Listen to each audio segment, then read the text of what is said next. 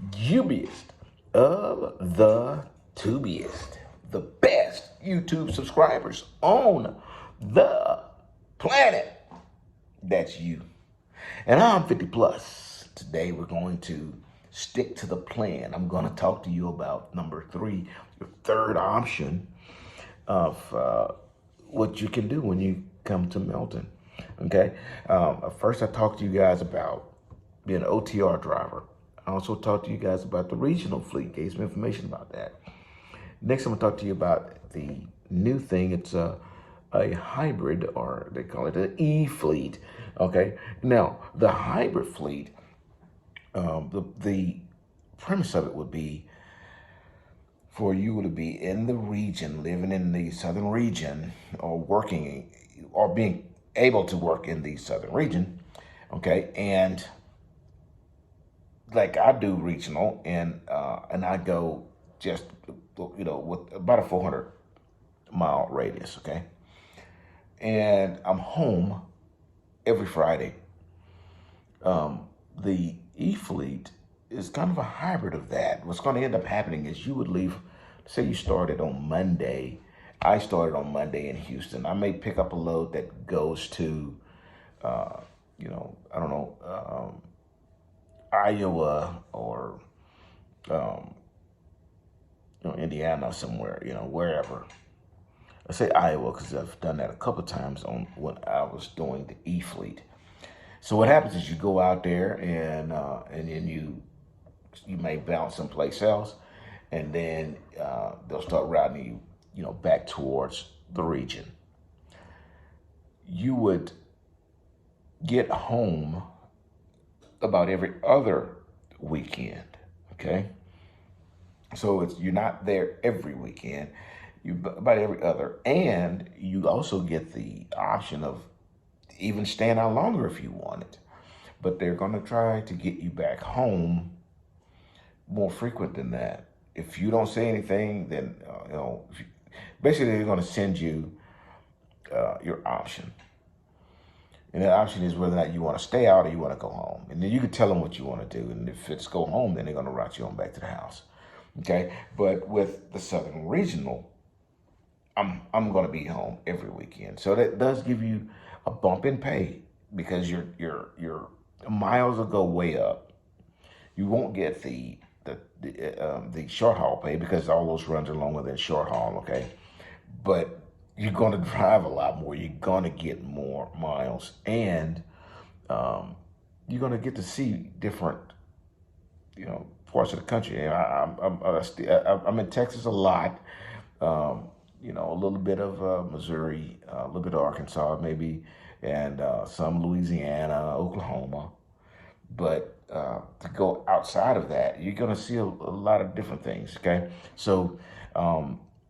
If you're not ready for or don't want to do full-blown OTR, that might work for you, okay, to do the hybrid fleet. So I'll talk to you a little bit of how it works.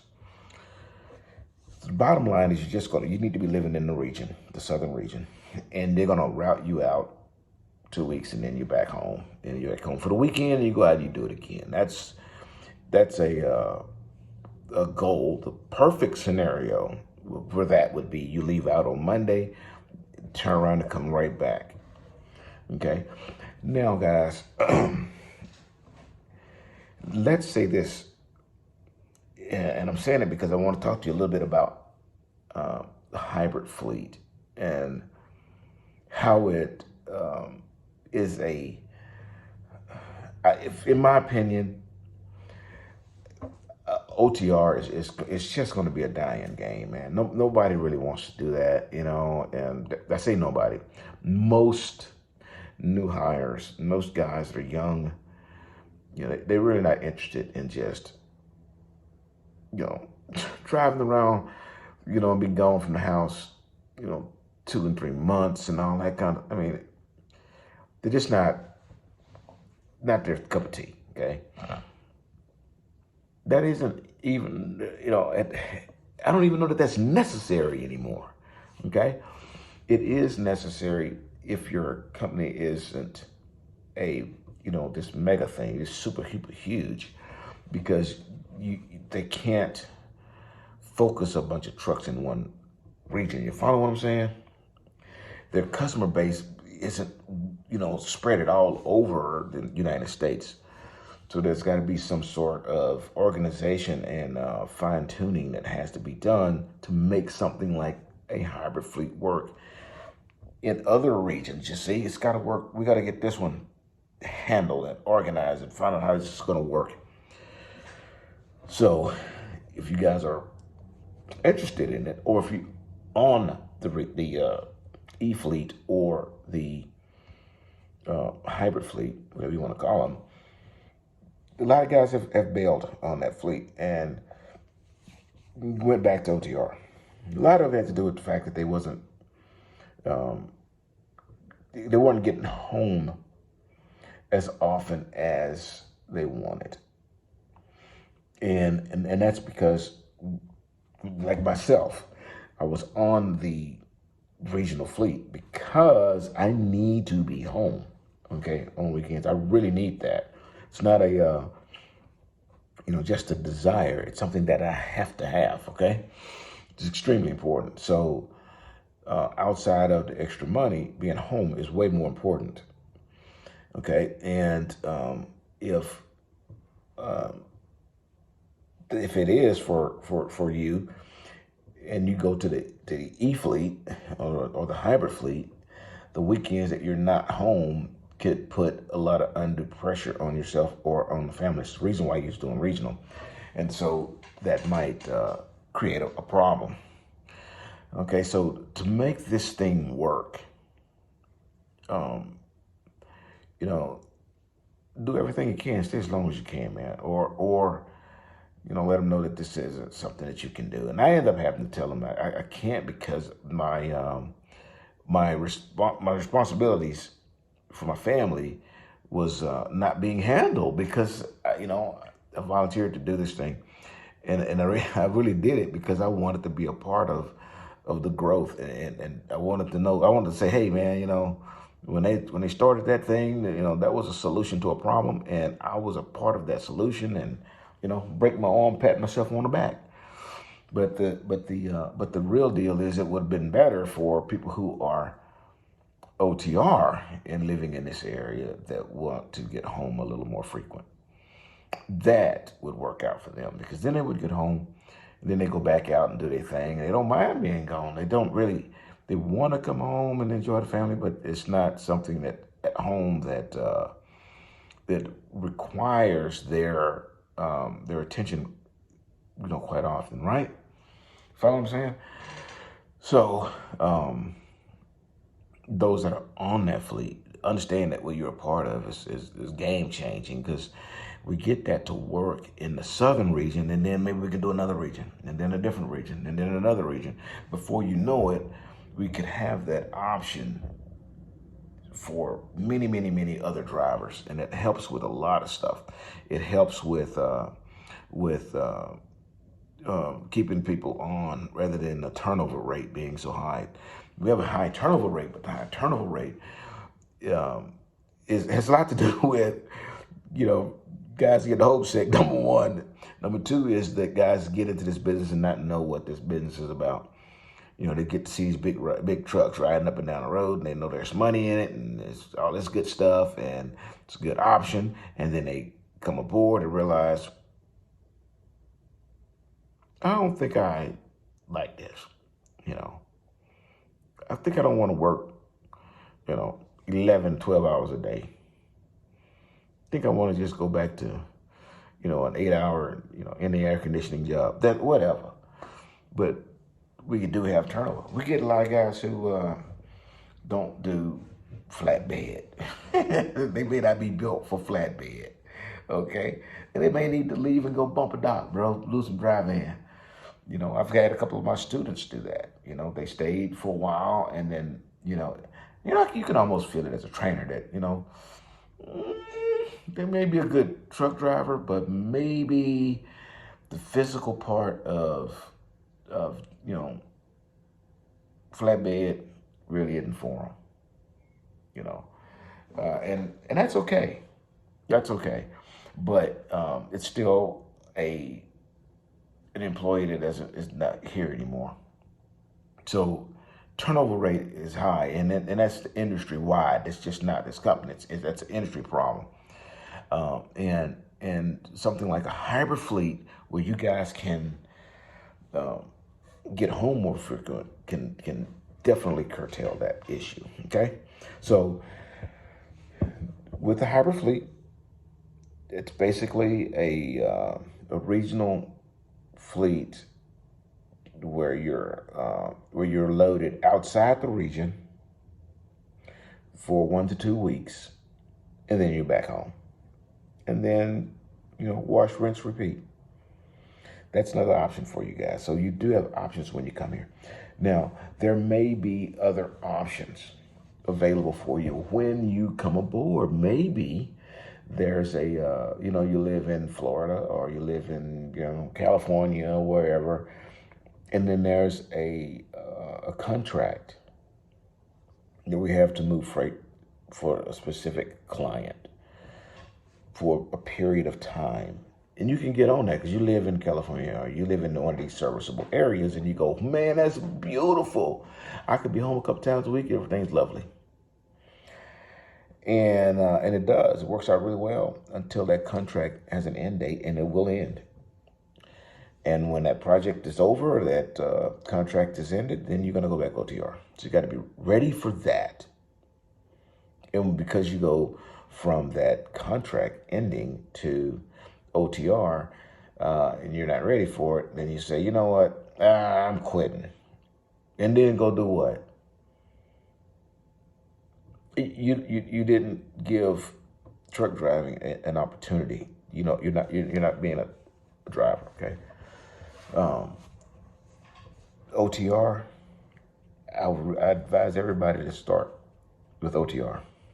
If you have that ability to start with OTR, do it.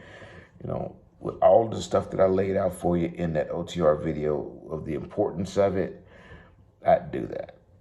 And then after you've gotten that experience behind you and something else will work, they got something else available for you. Let's say they say, hey, we notice that your home domicile is in, Cucamonga, and we have a contract out there where you want to do that. You get home every once in a while. And you go, yeah. So you do it. And it might last 3 months. And then the contract ends and you got to go back OTR. You go, you've been OTR driver. That's not, no problem. The problem is when it's the opposite way. When you get on and you're hired and you get off a trainer's truck and you don't do OTR, but you do one of these regional fleets or you do a contract fleet, and then it's done and you got to go OTR. You go, I don't want to be home, man. I don't want to drive OTR. You have a different perception of what OTR really is. And think about it is, do a good job with that contract, and then go OTR when it's over. If they get another contract and get another contract in that area, who do you think they're gonna call first? You see? So you guys have to work with trucking. That's how it is. That's how it works, okay? So I'm really hoping that I'm giving you guys some information that you can use, some food for thought, okay? Ask these things when your recruiter contacts you. If you want a recruiter to contact you, just no obligations. Nobody's going to hold your feet to the fire, but there's a link down below. And in that link, if you click that link, it'll take you to the recruiter. It's going to contact you. It takes you to this like little page, and you put your name, your phone number, and your email address. Make sure it's the phone number they can reach you at, okay? I know it sounds weird, but some people put phone numbers, like mine, for instance. If I put my phone number and stuff like that, it's difficult for them to reach me because I got spam blocker, because I get so much spam stuff, right? But anyways, So they need to be able to reach us. So make sure that it's a number that they can reach. Make good email that you actually check daily, okay? And then somebody's gonna reach out to you, and you run those things down. Say, hey, look, this is what's gonna work for me. What do you think? Or I'm still in school, or I'm thinking about going to school. If you don't have your CDL yet, and you want to come to Melton, don't hesitate. Just click the link. Talk to somebody. Let them know where you live. Let them know what the situation is. To let you know what we can do about helping you get that CDL. Okay? Maybe you have some history. You have some history even, right? How do you know if you're acceptable or not? How do you know if you're hireable or not? You don't know. Come on, man. Call the recruiter or get in contact with the recruiter. Give them your information. Let them call you back. And say, hey, I used to rob banks for a living. I was a kidnapper. You know what I mean? Grand theft auto. Well, I don't know what their situation is. Maybe all of those are exclusions, but I don't know. Most people don't. They're not, Lecter. They just had some hiccups in life. Life happened to them. And they deserve an opportunity. You'd be surprised how forgiving this industry can be for guys like yourself. You're in that situation, but you won't know. You won't give yourself an opportunity. Click the link down below. Let somebody talk to you and be honest with them. Tell them what they need to know. Don't dissect what you think they need or what you think they don't need. If it's embarrassing to you, they probably need to know it. Okay? Because they're gonna find out. It's their job. They're gonna find out, and then if they find out you didn't tell them, they know who you are, man. At that point, you can't say that you're not that person anymore because shit, you just lied to them. Okay, so after you got all the dope out your system, and you ready to tell the truth when you give them a shout, then do that. And that dope thing is for real, guys. Okay, this is the last thing I'm gonna tell you before I let you go. That dope thing is for real. Do not listen to what I'm telling you. If you don't hear anything that I said up to this point, listen to this, what I'm telling you right now, okay? I don't know of any trucking companies that will not do a hair follicle. Don't listen to anybody tell you that they got some sort of tonic that you can wash your hair. I got some anti-doping shampoo that's gonna fix that. Or you're gonna take this pill or drink this potion and pass a hair follicle. Don't believe that. Don't believe it. Or let's say that there is something. Your buddy did it and he passed. You want to roll that dice, because if you come to any trucking company and you fail a DOT drug test, it will go to the clearinghouse and you will not work in trucking. Do not fail a DOT drug test. Listen to me. Take my advice. If you don't listen to anything I have ever said in all the 500 plus videos I've made, you listen to nothing I say. Believe this because I'm truthful. I'm being truthful 100. I've always been that way, but I'm telling you right now, do not fail a DOT drug test. Stay home, man. If you're not ready, don't put yourself out there. Wait till you're ready. Because once you hit the clearinghouse, you're done. Don't let that happen. You be done before you got started. Now you have a CDL that you can't use, and however much money it costs you for the CDL school, and it was for naught. Now you got to pay back a student loan for a CDL that you can't use because you knew you was dirty. You knew you wasn't going to be clean when you showed up. In that case, don't show up, man. Don't pursue this until you're ready, okay? All right, enough of that. I'll let you go on about your day. Please thumbs up this video. If you haven't subscribed, click the button below. Till I see you again, deliver undistracted. I'll see you on the regional fleet. Here's your boop. Yeah, boop.